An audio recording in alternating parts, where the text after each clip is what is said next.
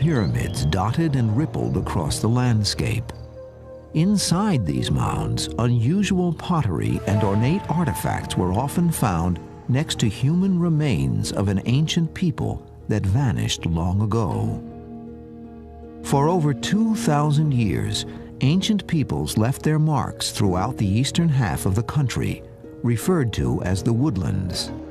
Hundreds of sites containing thousands of earthworks were discovered. Looking at this undertaking in its entirety, it is clear that the labors of the North American mound builders were of such magnitude that these structures are one of the great accomplishments of early mankind.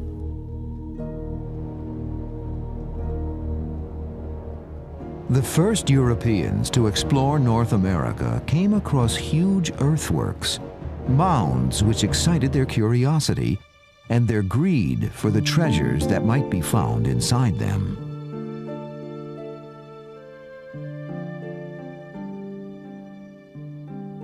Early excavations uncovered an extraordinary amount of beautifully crafted pottery and artifacts. Many showed sophisticated workmanship and were evidence of elaborate trading networks that brought goods from as far off as the Rocky Mountains and the Gulf of Mexico, a distance of more than 1,000 miles. A number of the ancient graves that were excavated revealed elaborate burial practices. This all seemed far too exotic to be indigenous to the New World. Attempting to make sense of these baffling earthen structures, later visitors to North America refused to accept that they were the work of ancient Indians. To them, the finds were evidence that a more sophisticated culture had once thrived there. Not only did the current lifestyle of the Indians seem unrelated, but the Indians themselves seemed unaware of who had built the mounds. Anxious for a solution, Americans at the time came up with other explanations. The earliest interpretations of the people who built the mounds was that they couldn't have been Native Americans. They had to have been constructed by someone coming in from somewhere else, whether they were lost Welsh tribes or lost children of Israel or Maya from South America or something like that. But in fact, they do appear to be, and there's no evidence to suggest that they're not, purely indigenous. The people who were living here at the time constructed them. Even the lost continent of Atlantis was included in these lost race theories. The ideas presented not only seemed exciting and magical, but were probably promoted to increase the value of the artifacts by those plundering the mounds for profit. These theories also gained support from the racist notion that Indians were not sufficiently civilized or ambitious to have been responsible for such feats. When these lost civilization explanations lost credibility, another rose to replace it. The mounds were natural geological features formed through unusual erosion. Believers pointed out that America was filled with other spectacular and unique natural landforms.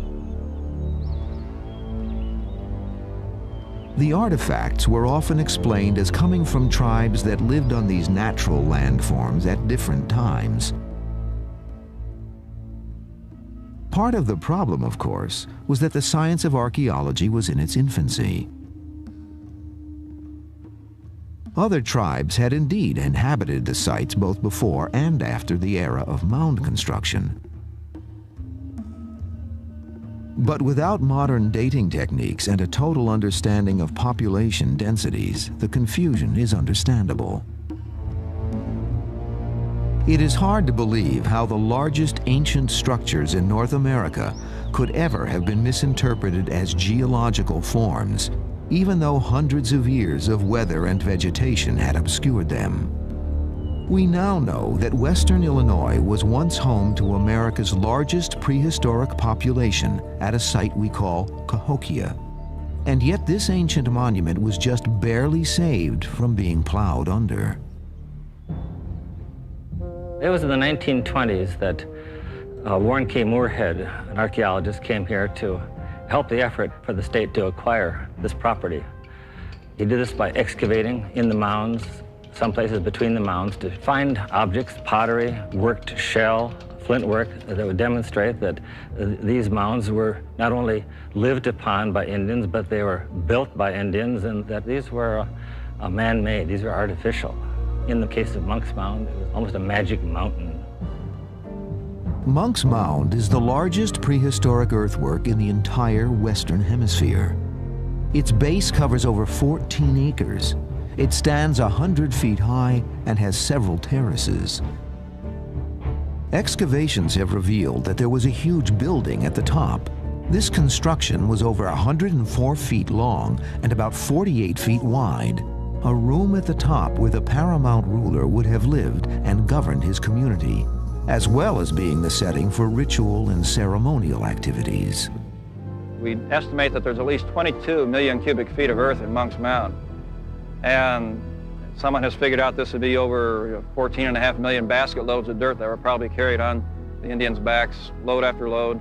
So a tremendous expenditure of human labor, time, and material to construct this mound. But it wasn't all done at once. It was done in a series of stages. And from excavations and corings we've done through the mound, we can identify many building stages. So perhaps as a leader would die, they'd burn down or tear down the old building on top, add more dirt, put up a new building for the new leader. So the mound gradually increased in size. Monk's Mound stood at the center of what is often referred to as America's first great city. Archaeological data indicates that the site came into existence around 800 AD and flourished for around 500 years. Monk's Mound was one of the first examples of what has become known as the Mississippian culture. Large temple mounds are the primary feature that defines a Mississippian site, and these can be found throughout the Mississippi River Valley. Early theories about their construction claimed the mounds could only have been built with slave labor. That was certainly the prevalent view when race theories abounded. At that time, the mounds were often compared to Egypt's pyramids, but today, these theories have been rejected. The analogy to understand the construction of the mounds that I think is appropriate is to look at the cathedrals of Europe. Monumental constructions that were built by people in a very primitive state of technology, some taking hundreds of years to build. From what we can tell, no one was forced. In fact, there were competitions among European groups to build cathedrals. I believe the Mississippian mound construction probably falls very much into that line. It was an honor to be involved in the construction of a sacred edifice that in fact made your group powerful and was a symbol of that power. Cahokia had the largest earthworks and might have been the greatest power on the continent at that time. This power arose from the efforts of the successful and influential people who inhabited America's first great metropolis.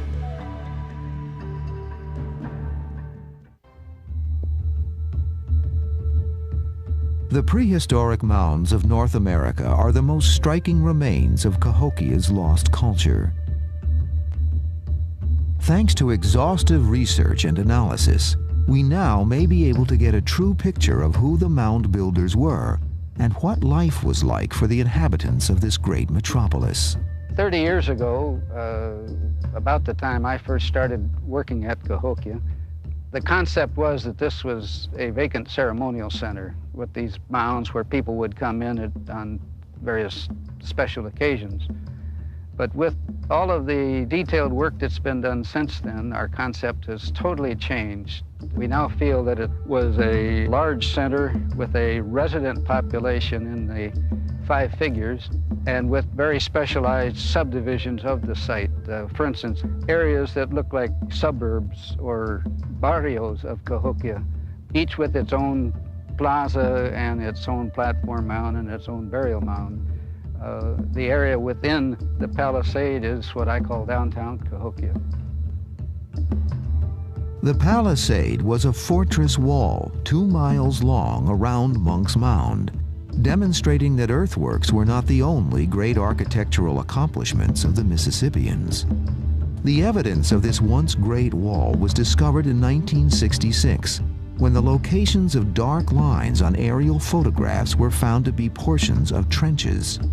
Thousands of 20-foot-tall timbers had been embedded in these trenches to construct a fortified stockade. It's a possibility that the walls may have been plastered with a heavy coating of clay and grass mixed together we call daub. And in this part here, we've simulated that. We know from historical accounts in the southeast that when De Soto and his expedition were traveling through there and fighting with Indians, they described walls just like this that were heavily plastered with clay. So we assume that it's a possibility here at Cahokia, although we've found no positive proof of it. While the wall undoubtedly had defensive purposes, I think it also served as a social barrier between the general population and the elite that lived within this center, including the paramount ruler of Cahokia, who undoubtedly lived on top of Monk's Mound. About the same time that the stockade was discovered, the evidence of another timber structure was unearthed. This appeared to be the American equivalent of Stonehenge.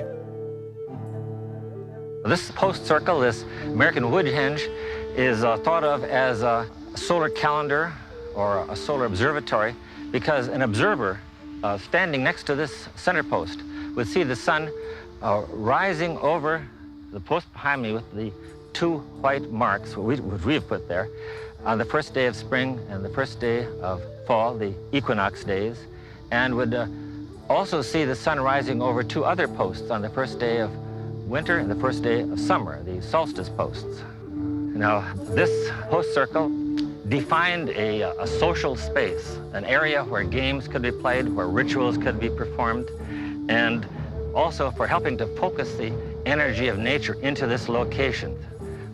Indians regarded circles as representing the earth, and so this circle probably was thought of as symbolizing the earth in microcosm.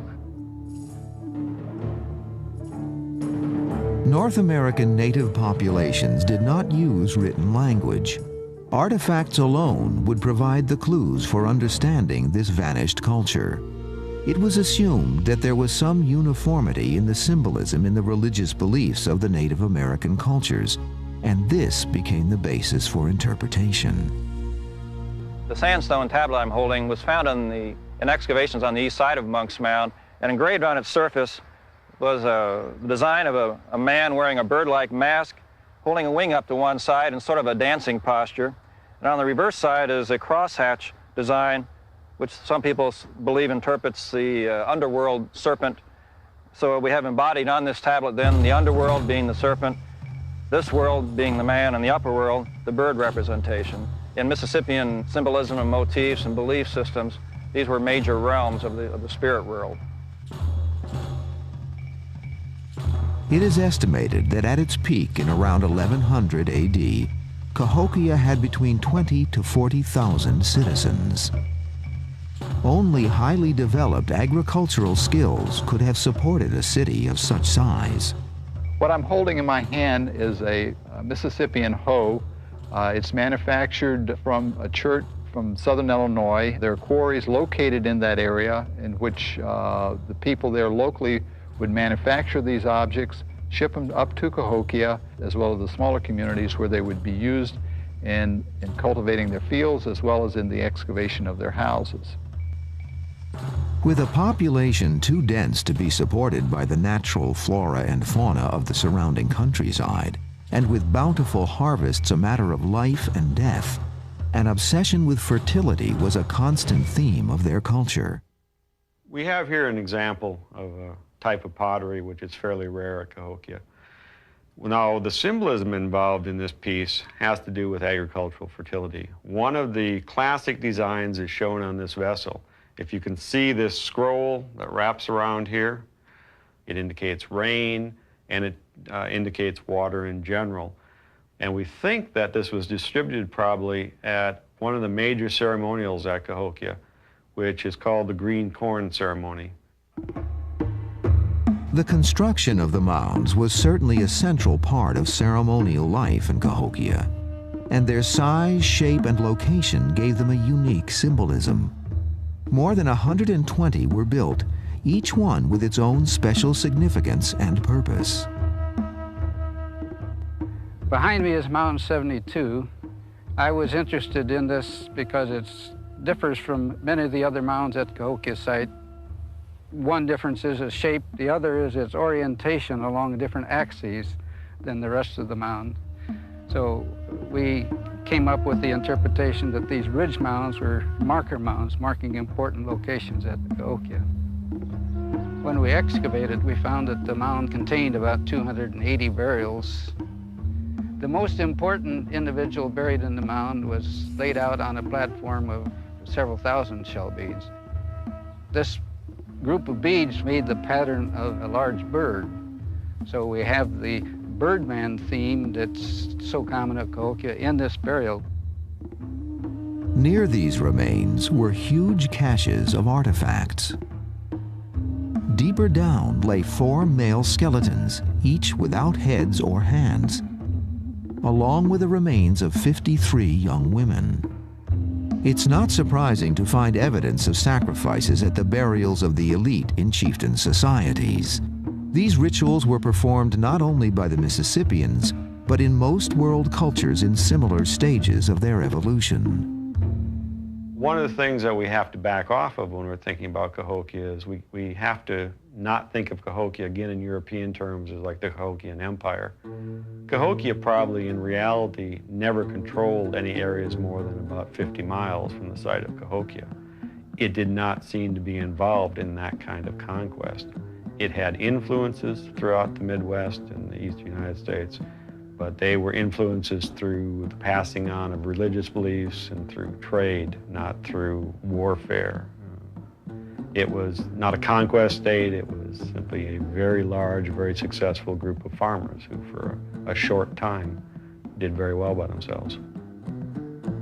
The people here played games using puck-like objects called chunky stones, found at this and many other sites.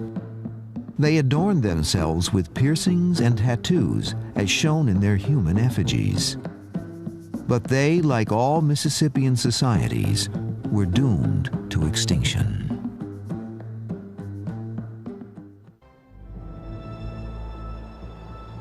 It was about 12,000 years ago when the glaciers of the Ice Age receded to the north.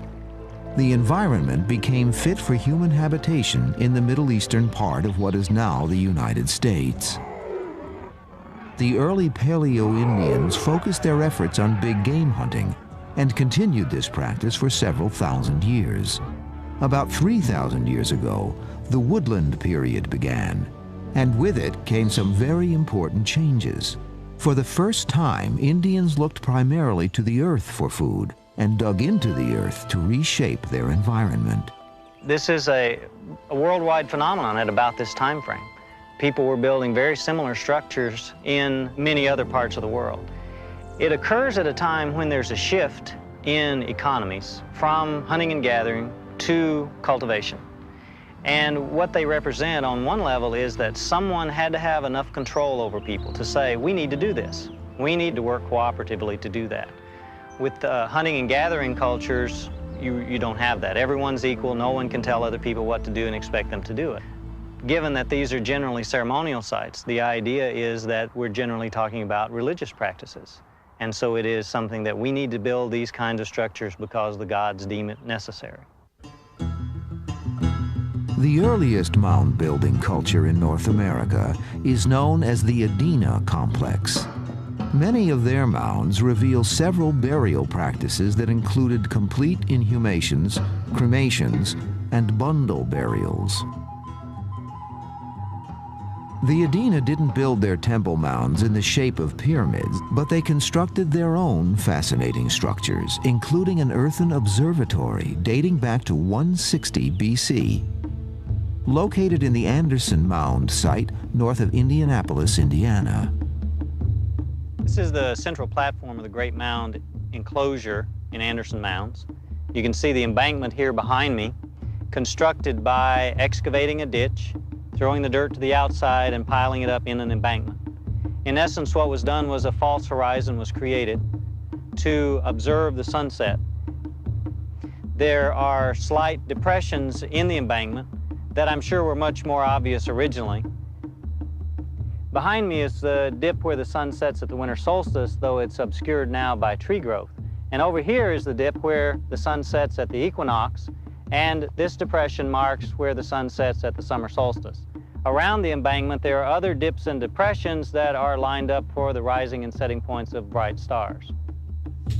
The Adena are probably responsible for one of the most curious and inexplicable earthen constructions ever found.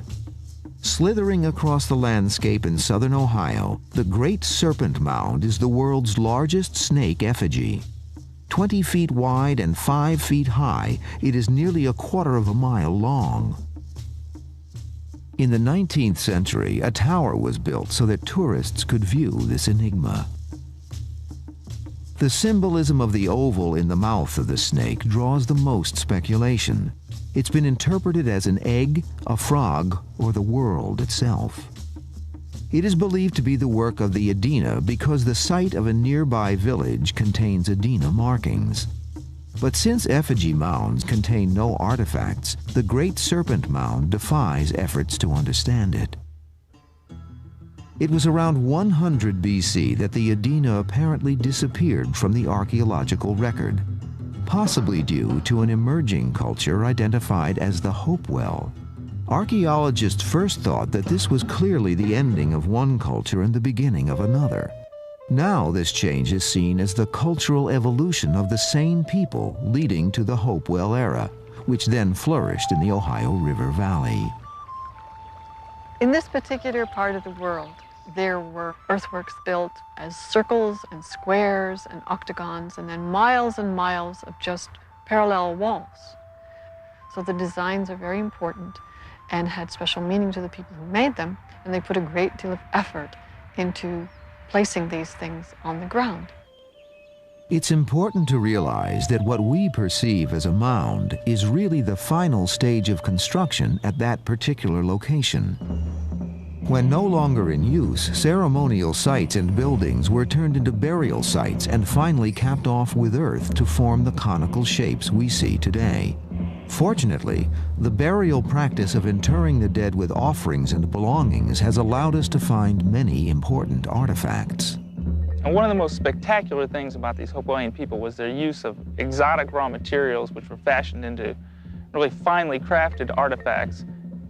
Copper occurs in a native nugget form at several locations throughout the eastern United States. There's no local sources of copper here. And really tremendous quantities of that material were brought here to the site and worked into artistic objects. Some of these were objects of personal ornament, like ear spools, little copper discs that were worn at the ears, breastplates, which are associated only with the very highest status individuals. A critical point to remember in the study of cultures like the Hopewell is the danger of drawing all our conclusions about them from evidence found at the mounds, since these ceremonial artifacts don't accurately reflect the day-to-day life of the early mound builders. It's important to recognize that these people, their lives were not entirely focused on death and mortuary behavior. They led rich and varied lives like everyone else that involved, the whole range of human activities and emotions. These people lived in households and hamlets scattered throughout the river valleys. These settlements have been the focus of the most recent archaeological work being undertaken at Hopewell sites. Excavations at these sites have brought a whole new perspective to the Hopewell culture. Every fragment found becomes a part of an unfolding tapestry of human experience in prehistoric America. This is one of the things that we're finding a lot of here at the site. It's a fragment of a ceramic vessel. A lot of the pits that we've excavated have a large number of pieces, and we believe we'll be able to fit them together and see what the vessels actually looked like. From this fragment, I think we're looking at the upper part of a bowl, and the curvature suggests that it would have been a round-bottom vessel, probably for storage of something.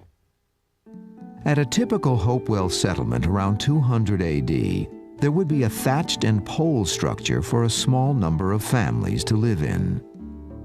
Because needed resources were scattered far and wide, the settlements were dispersed across the area.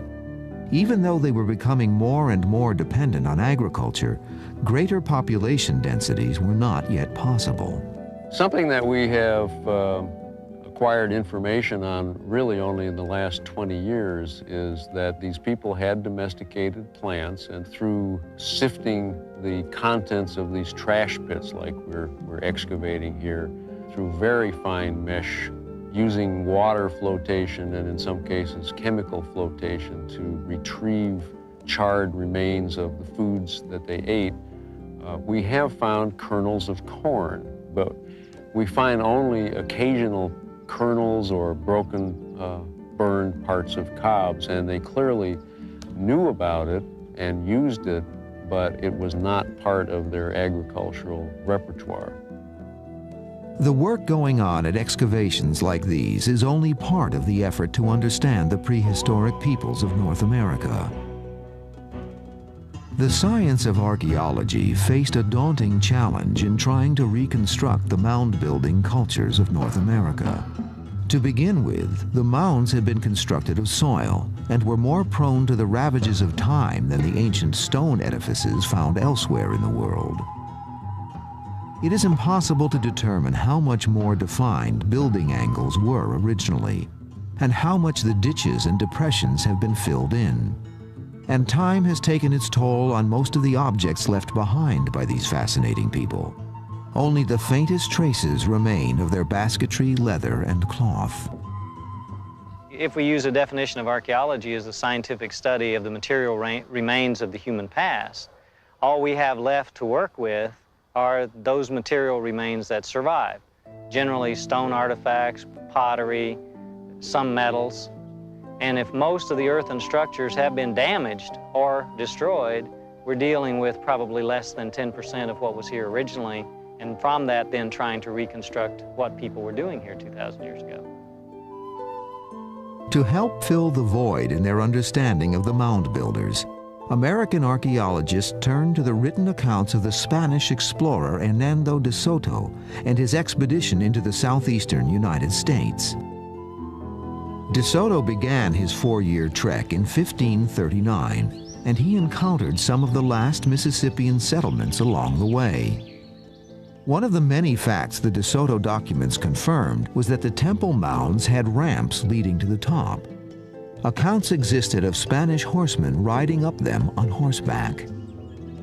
By the time America's colonial era began, there were no mound-building populations or direct historic links to their existence. One of the first scientific excavations of a mound was done by the man considered the father of Northern American archaeology, Thomas Jefferson. In 1781, after excavating a small burial mound near Monticello, his home in Virginia, Jefferson had no doubt that this and other mounds in the area were the work of American Indians.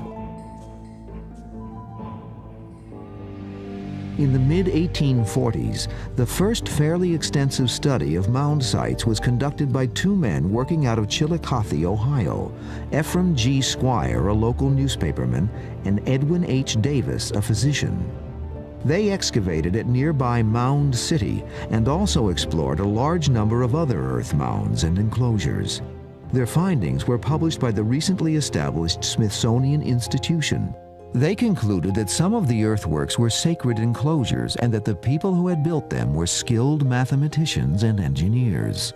Unfortunately, after bringing this ancient American heritage to light, the 2 men had a falling out, and Davis sold his collection of artifacts for $10,000.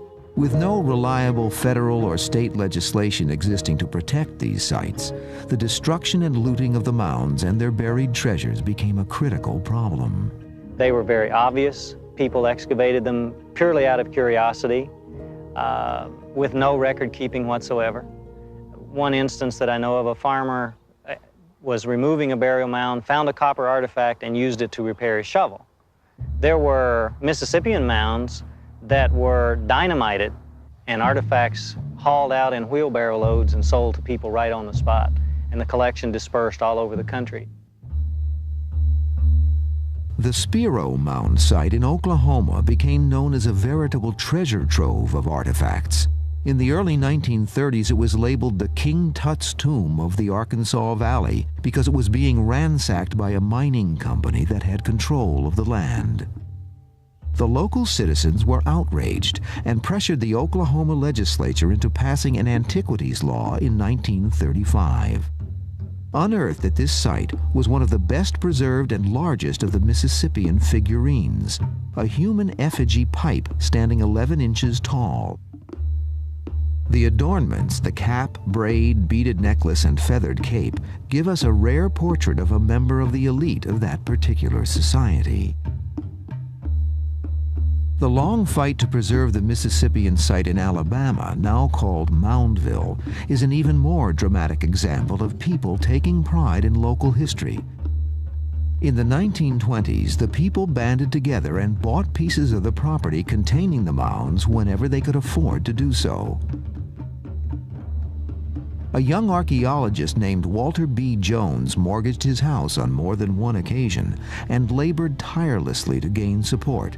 In 1929, he wrote, "This matter has been before state and federal legislative bodies time and time again, and has never made any headway. In the meantime, the mounds are slowly disintegrating. We robbed the Indians of everything they had, and the least we can do is to preserve this wonderful monument which they left behind." The persistence of Walter Jones and other citizens paid off. In 1933, Mound State Park was established. To create further interest, Jones assisted in the production of a film called Temples and Peace. Most importantly, the film chronicled some of the crucial excavations made by the Alabama Museum of Natural History. One early experiment was to test the amount of effort that went into building the mounds. Assuming that an average basket load contained 35 pounds of soil and a round trip for each bearer took 20 minutes, the project involved approximately 10 million man-hours of work. Over 1 million artifacts were recovered, and also well-preserved fireplaces and burial sites just beneath the flooring of dwellings. As indicated by the film title Temples and Peace, the site produced no real evidence of war by or against this particular society. Only 79 arrowheads were found and no other obvious weaponry. Out of 3,000 skulls studied, only 2 showed damage that could be attributed to violence. The average height of the skeletons was just under 5 feet 4 inches. Curiously, thanks to the Great Depression, much work was done at the mound sites. In 1938, restoration of Moundville was undertaken by work crews of the Civilian Conservation Corps, the CCC. As part of the many CCC projects, men were finding themselves in excavation crews under the supervision of a trained archaeologist, and the work they did paid off in many important discoveries.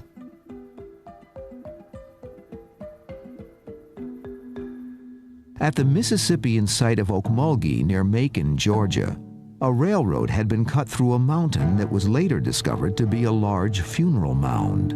Noted archaeologist A.R. Kelly brought his CCC team to Okmulgee, where they made a clearer crosscut that revealed 5 distinct layers. These clearly supported the theory that the mounds were built in stages over long periods of time. With only black and white photography available, Kelly commissioned a painting of the find so that he could accurately record the colors within the strata.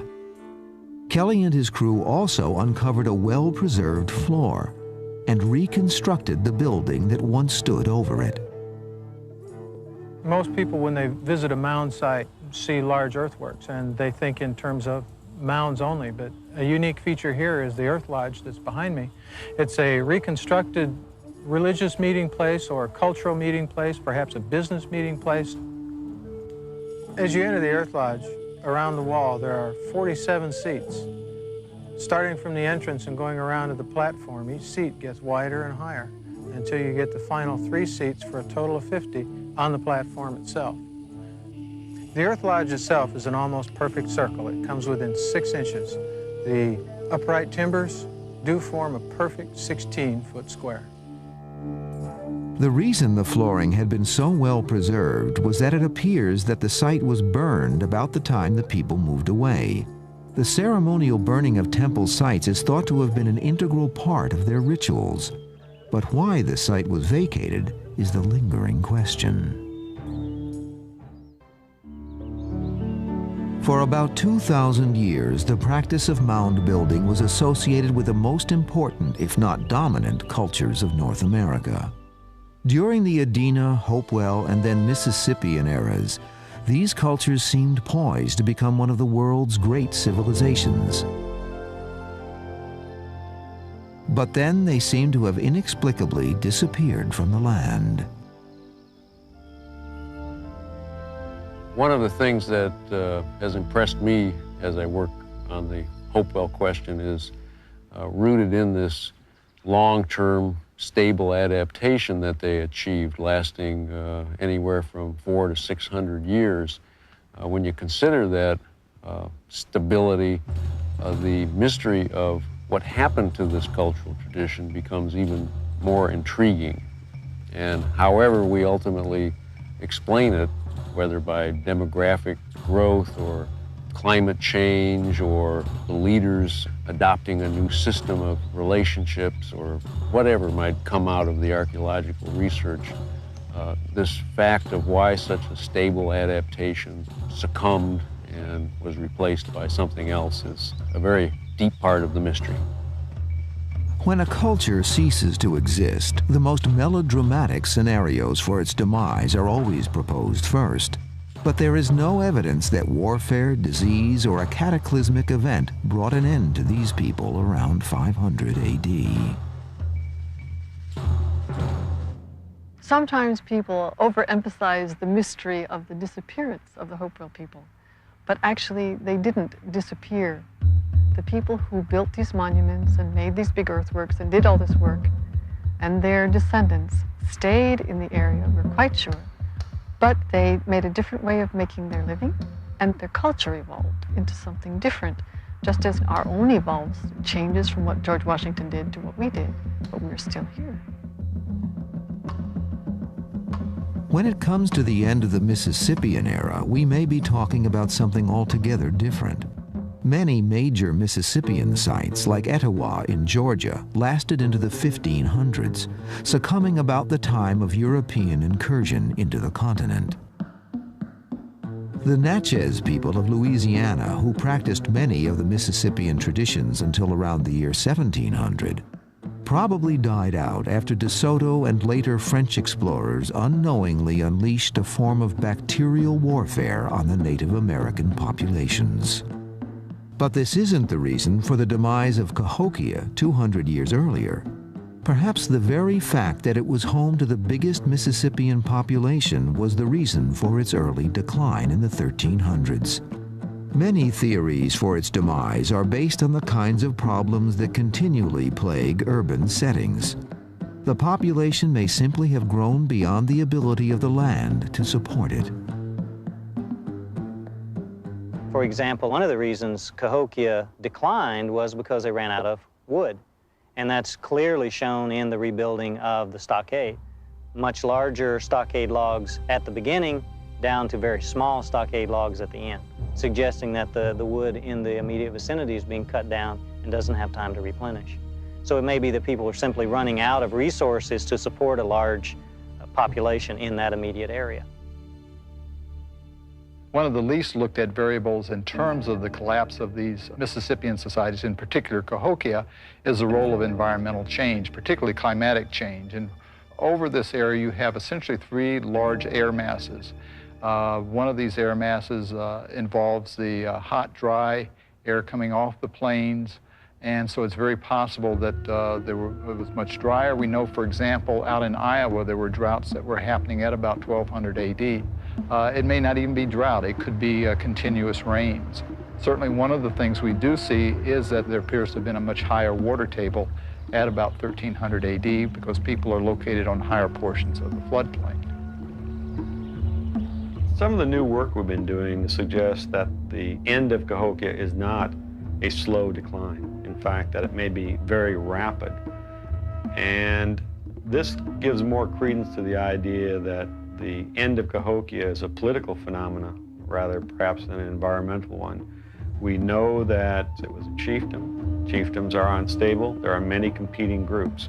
It is very likely that the end of Cahokia came through something like civil war, and that it created a situation, in effect, where there were no winners, and that you had basically a dispersal of elites with their followers throughout perhaps the west and to the north, and that simply was the end of Cahokia. It was rapid. It may have taken place in 10 or 20 years rather than 100 years. We may never fully know the true reasons for the disappearance of the mound builders, but modern research has at least been able to shine new light on their ancient way of life. Our images of early Native Americans has undergone a startling transformation, from simple hunter-gatherers to creators of thriving, sophisticated societies. It's discoveries such as these which keep the past eternally new and reawaken our desire to go in search of history.